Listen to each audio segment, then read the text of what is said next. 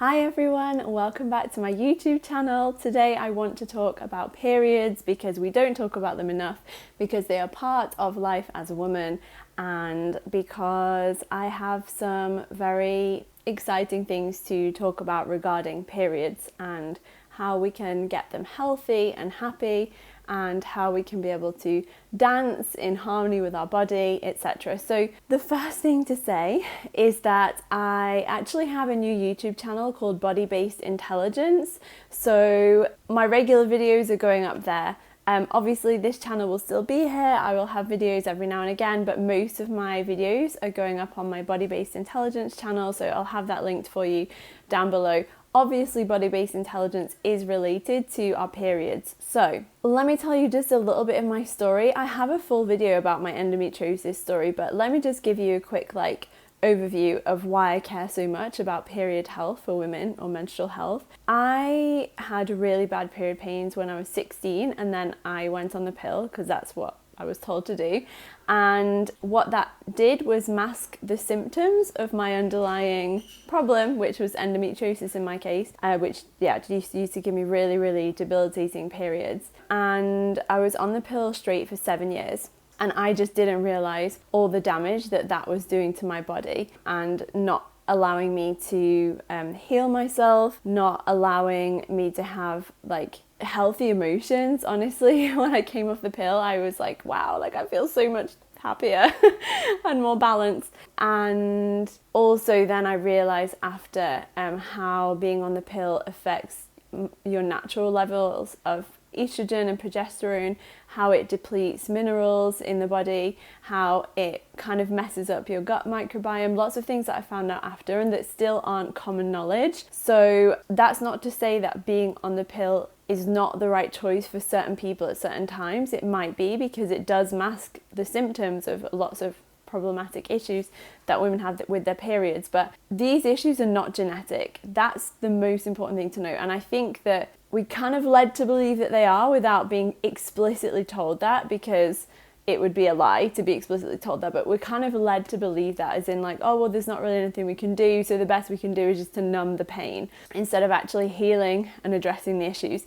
Now, there's two parts to what I believe is a good approach towards having healthy periods. The first is to think about pain management, because if you are going to come off the pill and you're scared because either you have painful periods or other things, like you're scared about your acne coming back or other hormonal imbalances coming back or different things, there's lots of reasons why people are scared to come off the pill. But remember that the pill was never invented to heal any of these things. The pill was invented to make us temporarily infertile. That's why they made it.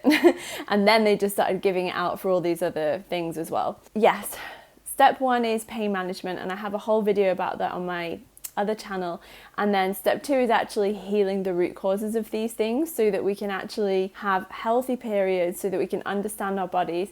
And I think it's so important for dancers, because I know stories of dancers who have spent their whole careers on the pill, and then when they retire they realize that they wanted children and now it's too late because they were on the pill the whole time. Obviously for some people they choose not to have children, that's fine, but I think it's an issue when we are kind of telling women that their periods don't matter, that their periods aren't really important, that it's a hassle or things like that. It's not. It's one of our vital signs of health as women, the same as heart rate variability and things like that. So it's important that we have healthy periods in order to have healthy, good bone health, good mental health, so many things. It's all related to our period health as women. And that's all dictated by our hormones, right?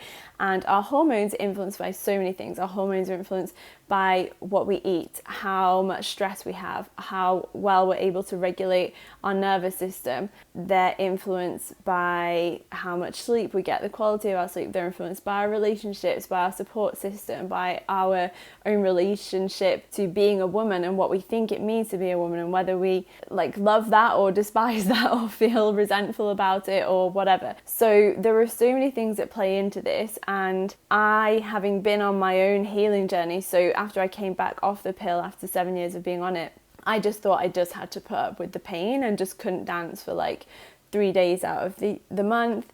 Not only could I not just dance, I couldn't do anything. Like, I just couldn't do anything except just try and survive. That was honestly my goal on, like, especially day one of my period, was like, just get through this day without wanting to die.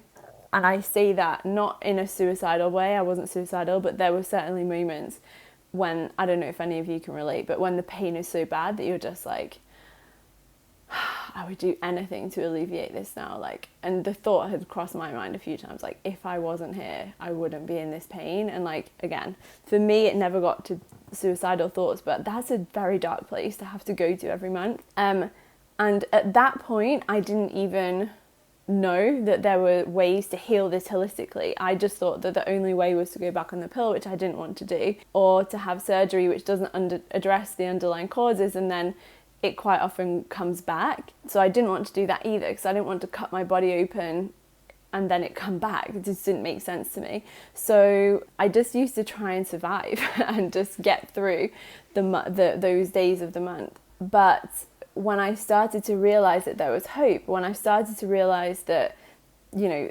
medicine and all of those things are great for life-saving things, but in terms of healing, that they didn't understand the potential for human bodies to heal and how that actually happens on an individual level.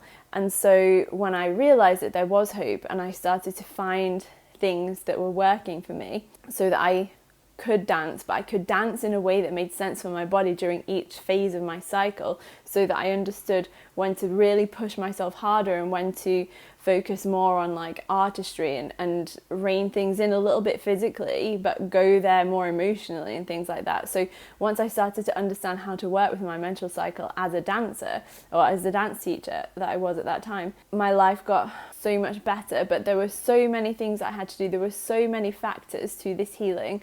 And I also now, having been a life coach for nearly 5 years, and I've been on my holistic healing journey for just over 5 years, so these two things were very like synchronized in a way. I learned how important it is to heal our emotional pain in order to heal our physical pain. And so I'm in a very, very privileged position in many ways. In one way, because I've lived this myself as a person. Also, being a dance teacher, I understand a lot about the body and how our body works and how it functions. And then as a coach, understanding how emotions come into all of this. And then as someone who has studied particularly embodiment coaching, understanding how our posture, how our tension in our body, how we connect to our body, how all of these things are also linked to healing. And so now I'm at a place where every month I have my period and I'm not scared, and I'm not writhing in pain, and I can do things and I can be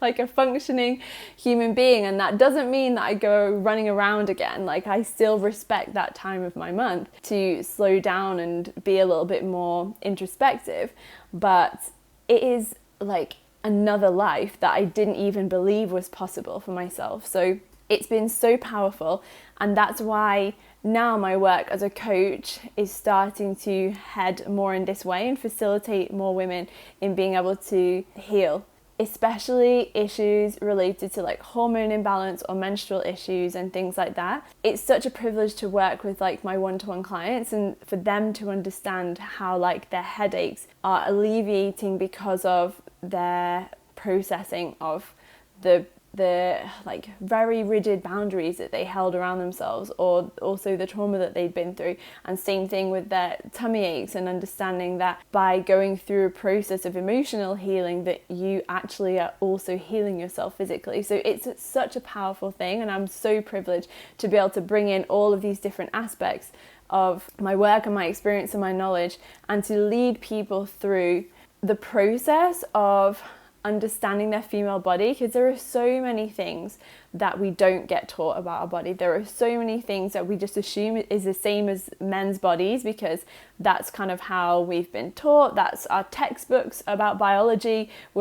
We're talking about humans, but most of the research had been done on men. And so that was very confusing. I think the only thing that was ever different, at least when I was at school, was just learning about the female reproductive system. And even that was like very basic and not complete and misguided in many ways. But the rest of it was just like human body is all the same except, you know, the reproductive organs, which is not true. So coming to an understanding of our body as women, and how to support ourselves, how to work with our bodies instead of against it, instead of making our bodies the enemy that doesn't do the things that we want it to do, that it doesn't obey every command that the mind gives it, but instead to work together and to come to a place of healing. Because what if at some point in the future, I mean, first of all, to care about our own health is like one of the biggest gifts we can give ourselves, but I know that sometimes it's actually hard for us to do that because we prioritize like someone else's paycheck. If we're a dancer, like we might prioritize the company earning money over our own health and sacrifice our own health for that. Or we might think like, if I don't do, like, I have to compete with all the other dancers in my class and therefore whatever, so many things. But if at any point you think that you might want to be a mother in the future, then I really encourage you to take this very seriously now, so that you're not one of the people who, in the moment that you just decide, okay, now I want a child, and you come off the pill and the things come back, or things that were being masked all of a sudden surface and you realize that there are other things going on, that you're not in that situation where then you have to go on a healing journey for a few years before you can, or I mean, you can start trying, but so sadly, to bring a healthy child to full term and deliver, that takes a healthy female body and healthy female menstrual cycle in order to do that. These two things are related. So I really encourage everyone to really consider this very seriously, because I would just hate for us to get to that place of having prioritized, I don't know, like things that weren't true to our hearts, things that weren't true to ourselves. And I just want to be that voice for maybe the other part of you that doesn't get heard as much, because that voice has been quietened and that voice has been like made to seem less important, but it's not. The things that you want and desire as a woman, and that might not be children, in which case that's great, but I still encourage you to heal your menstrual cycles for you, because it's related, as we know, to so many other parts of your health, including like bone density and things like that. These are things that are important, and they will be important to us later. So don't sacrifice your health now when you can be healthy now and later, long term. So all of that being said, I would like to invite you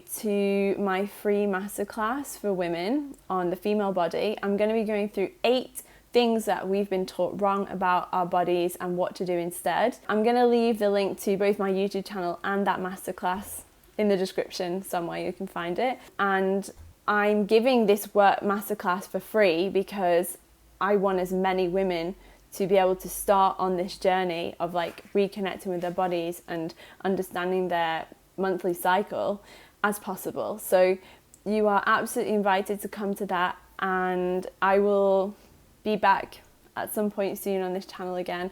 I hope you're all having a lovely time and enjoying summer if you're in the Northern Hemisphere. I have been having a break actually from dance.